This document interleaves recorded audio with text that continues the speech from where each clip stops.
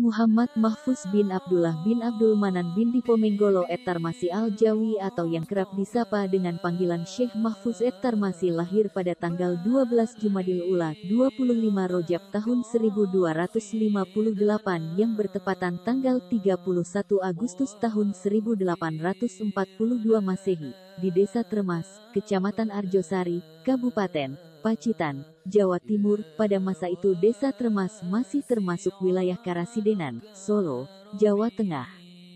Saat Syekh Mahfuz Tarmasi lahir, Kiai Haji Abdullah ayahnya sedang berada di Mekah. Beliau merupakan putra tertua Kiai Haji Abdullah dan bermukim di Mekah sampai beliau wafat pada 1 Rajab 1338 H tanggal 20 Mei tahun 1920 Syekh Mahfuz menikah dengan Nyai Muslim, seorang putri asal Demak, Jawa Tengah, yang menunaikan haji pada dekade pertama abad 20 Hasil pernikahannya Syekh Mahfuz Tarmasi dan Nyai Muslim dikaruniai 3 orang anak, tetapi 2 anak perempuannya meninggal ketika mereka belum berusia 5 tahun. Satu-satunya putra Syekh Mahfuz yang masih hidup adalah Muhammad. Beliau didorong kuat oleh Syekh Mahfuz untuk mempelajari Al-Quran. Wasiat ini dipenuhi oleh Muhammad dengan berhasil menjadi seorang guru di bidang Al-Quran. Selain itu, Muhammad juga mengembangkan pesantren yang bernama Bustanul Usyakil Quran di Betengan, Demak, Jawa Tengah dan memiliki banyak murid dari seluruh Nusantara. Adapun kepemimpinan pesantren sekarang adalah di bawah asuhan Kiai Haji Hariri bin Muhammad Mahfuz Tarmasi. Syekh Mahfuz Tarmasi wafat pada tahun 1920 di Mekah. Syekh Mahfuz Tarmasi memulai pendidikannya dengan belajar langsung kepada ayahnya, Kiai Haji Abdullah. Beliau belajar Al-Quran, Fathul Muin, Fathul Wahab, Syarah Asy-Syarqawiyah Al-Hikam dan Tafsir Al-Jalalin hingga sampai surat Yunus saja. Setelah belajar kepada ayahnya, beliau melanjutkan pendidikannya dengan belajar di pondok pesantren di daerah Semarang, Jawa Tengah yang diasuh oleh Kiai Haji Muhammad Soleh bin Umar, Mbah Soleh Darat. Di Semarang, beliau belajar syarah hikam 2 kali khatam, tafsir Jalalain 2 kali khatam, syarah Al-Mardini dan Wasilah At-Tulab. Kitab yang terakhir ini mengenai ilmu falak dan ditasih serta ditahqiq oleh Syekh Ahmad Al-Fatani. Setelah itu, beliau hijrah ke Makkah Al-Mukarramah untuk melanjutkan pendidikannya. Di tanah Arab beliau belajar kepada Syekh Ahmad Al-Minsyawi yang dikenal dengan nama Mukri. Beliau belajar kiroahnya Imam Ashim dan tajwid. Sebagian syarah Ibni Al-Kasih, Al-Asy Syatibiyah, tidak sempat khatam. Dalam masa yang sama beliau juga belajar kepada Syekh Umar bin Barakat As-Syami. Kitab yang dikajinya adalah Syarah Syuduru Az-Zahab li Ibni Hisham. Kemudian berguru kepada Syekh Mustafa Al-Afifi. Kitab yang dipelajarinya adalah Syarah Jamul Jamawi, Lil Mahali dan Muqni Al-Labib. Beliau berguru juga kepada Said Husain bin Said Muhammad Al-Habsyi. Kitab yang dikajinya adalah Sahih Al-Bukhari. Kemudian berguru kepada Syekh Muhammad Said Babasail. Kitab yang dikajinya adalah Sunan Abu Dawud, Sunan At-Tirmizi dan Sunan An-Nasai. Kemudian berguru juga kepada Said Ahmad Az-Zawawi. Kitab yang dipelajarinya adalah Syarah Uqud Al-Juman, karangan gurunya itu, dan sebagian kitab As-Sifa, Lil Qadi Al-Iyad. Kemudian berguru kepada Syekh Muhammad Asy-Syarbini Ad-Dimyati. Kitab yang dikajinya meliputi Syarah Ibnu Al-Kasih, Syarah Ad-Durrah Al-Mudiyah, Syarah Taiban An-Nasir fi Al-Qiraat Al-Asir, Ar-Raud dan Nadir lil Mutawali, Syarah Ar-Raya Itihaf Al-Bashar fi Al-Qiraat Al-Arba'ah Al-Asyar dan Tafsir Al-Baidawi bi Hasyatihi. Kemudian berguru kepada Said Muhammad Amin bin Ahmad Ridwan Al-Madani. Kitab yang dikajinya adalah Dalail Al-Khairat, Al-Ahzab, Al-Burdah, Al-Awaliyat, Al-Ajluni dan Al-Muwatta, karya Imam Malik. Ulama yang paling banyak mengajarnya dalam pelbagai ilmu seluruhnya adalah Said Abi Bakar bin Said Muhammad Asy-Syattah. Beliau adalah ulama, alim, alamah pengarang kitab terpopuler di kalangan pesantren di Indonesia, terutama Jawa, yaitu Ianatut Talibin Syarah Kitab Fathul Muin yang selesai ditulis bulan Syawal 1300 sebelum dicetak. Kitab tersebut ditasih dan ditahqiq oleh Syekh Ahmad Al-Fatani dan Syekh Muhammad bin Sulaiman Hasbullah Al-Maki. Syekh Mahfuz At-Tarmasi seorang ulama yang produktif dalam dunia tulis-menulis. Seluruh karyanya lebih dari 20 judul kitab yang ditulis dengan bahasa Arab. Hampir seluruh pesantren di Indonesia memakai kitabnya sebagai rujukan. Bukan hanya pesantren, bahkan universitas ternama di Timur Tengah banyak pula yang memakai kitabnya. Syekh Mahfuz At-Tarmasi termasuk sedikit dari ulama Indonesia yang diizinkan untuk mengajar di Masjidil Haram. Ilmu dan kealimannya dikenali dunia internasional.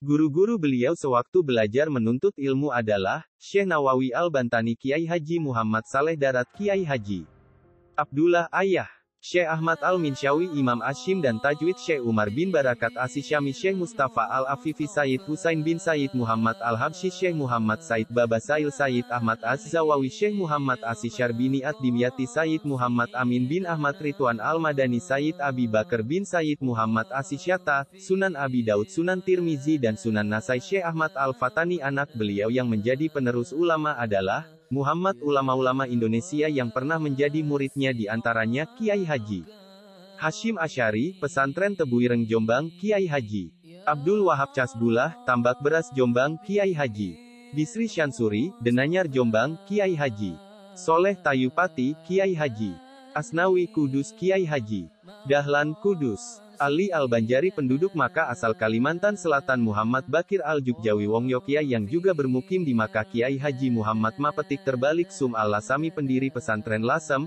Jawa Tengah. Abdul Muhid dari Panji Sidarjo. Syekh Mahfuz At-Tarmasi adalah pengajar atau guru di Masjid Al-Haram Mekah. Syekh Mahfuz At-Tarmasi sangat produktif dalam menulis kitab. Di antara kitab-kitab yang dikarang beliau adalah As-Sikayatul Mardiyah fi Asamil Kutubil Fikiyah li Ashabinas Syafi'iyah, selesai penulisan pada hari Jumat, Sya'ban 1313 dicetak oleh Matba'ah At-Tarakil Majidiyah Al-Utsmaniyah, Mekah, tanpa tahun. Muhibah Zilfatli, petik terbalik ala Syar al-Alamah Ibnu Hajar Muqaddimah Bafadal, kitab Fiqh 4 jilid ini merupakan syarah atau komentar atas karya Abdullah Bafadal Al-Muqaddimah Al-Hadramiyah. Kitab ini boleh dibilang jarang diajarkan di pesantren, lebih banyak digunakan oleh kiai senior sebagai rujukan dan sering dikutip sebagai salah satu sumber yang otoritatif dalam penyusunan fatwa oleh para ulama di Jawa. Kitab ini terdiri dari 4 jilid.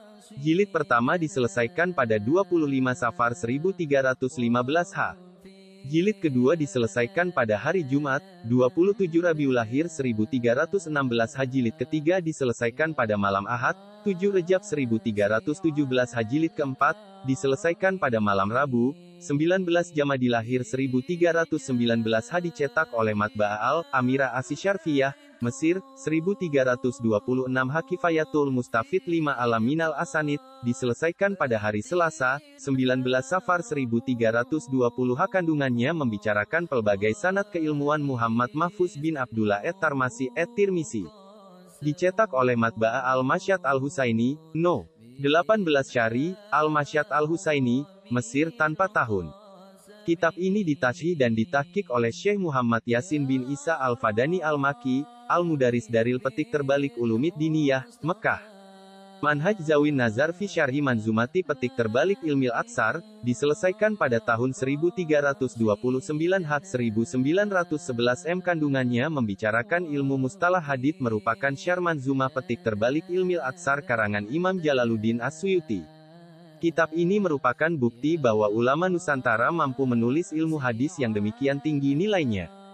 Kitab ini menjadi rujukan para ulama di belahan dunia, terutama ulama-ulama hadis.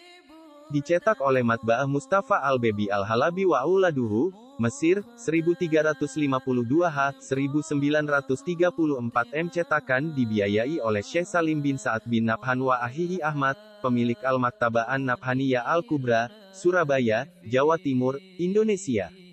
Dua kitabnya di bidang usyul adalah Nailul Mamul, syarah atas karya Zakaria Ansari, Lub al-Usyul, dan syarahnya, Gayat al-Wusyul, dan Isaf al-Mutali, syarah atas berbagai versi karya Subki, Jam al-Jawami.